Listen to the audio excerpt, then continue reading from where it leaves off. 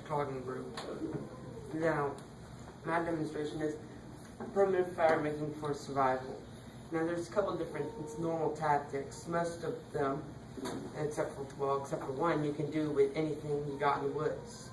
Like, let's just say you got lost and you needed fire to survive. Now, I have a couple different things I want to show you. There are four methods I have here. There is the fire plow. There is the bow drill, the hand drill, and a magnesium striker. Now, first off, I'm going to start with the fire plow. This is just an old stick. It's supposed to be hardwood and rather dry, and it can't have sap in it or it won't make a fire. Now, what you need is something like a piece of wood, just old dead log. And what you do is, now if I was really doing it, I would be able to sit down on the ground and have my foot on it so that it wouldn't move around. But I'm not talking like this. But you take both hands and you do like that, like in movie Castaway, I guess. But you would do like that very fast. And the duck, whenever you do that, it would sand like on the stick. You see it's kind of polished down. What granite would come off of there and off the stick would kind of get together in the groove and would make kind of like a sawdust. And you would use that to try and smolder up into hot coals.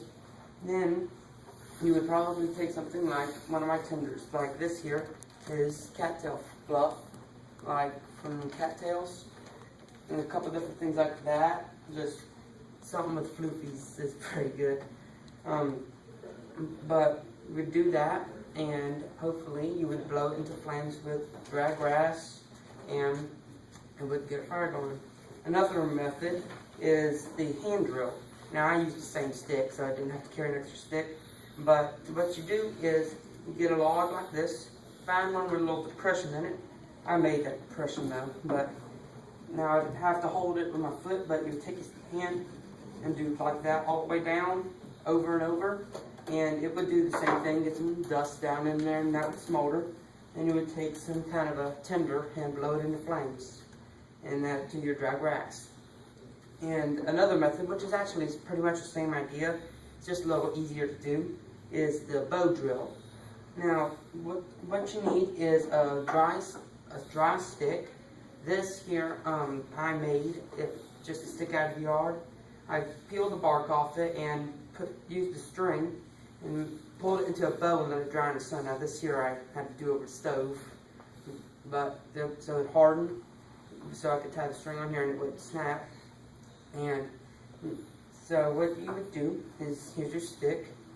Then I'm going to use the same depression as for the hand drill, but you would put it in the depression, take your bow, wrap it around it one time or it won't work. Now, if I was actually doing it again, I would be able to have my foot on it or something so that it wouldn't move around. But you would move the bow back and forth, and it would spin it faster and with less hassle.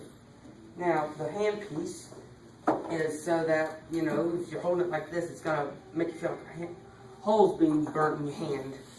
So you would use this, an old depression, you take a knife or a stone or something and carve into it, and you sharpen that down a little bit, you put it right in the hole so it can spin and not hurt you. Now, a good idea, so that you don't get a fire in here instead of on here, would be to like make this piece be something with water in it, like maybe some water or tree sap or something, which would help there. Another common method, which some people have not heard of this before, but it's a magnesium striker. Now, let me undo it.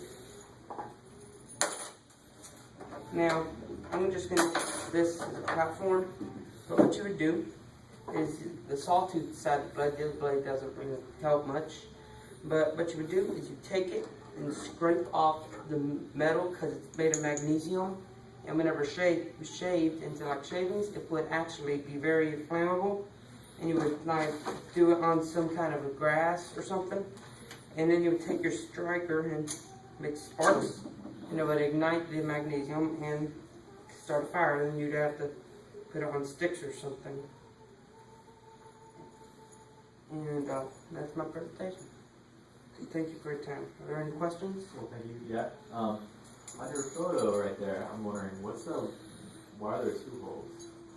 Where at? On the photo, the second one from the top. That one? Next to it. That one we got off the internet. He probably just burnt all the way through the log just doing it and started to make another one.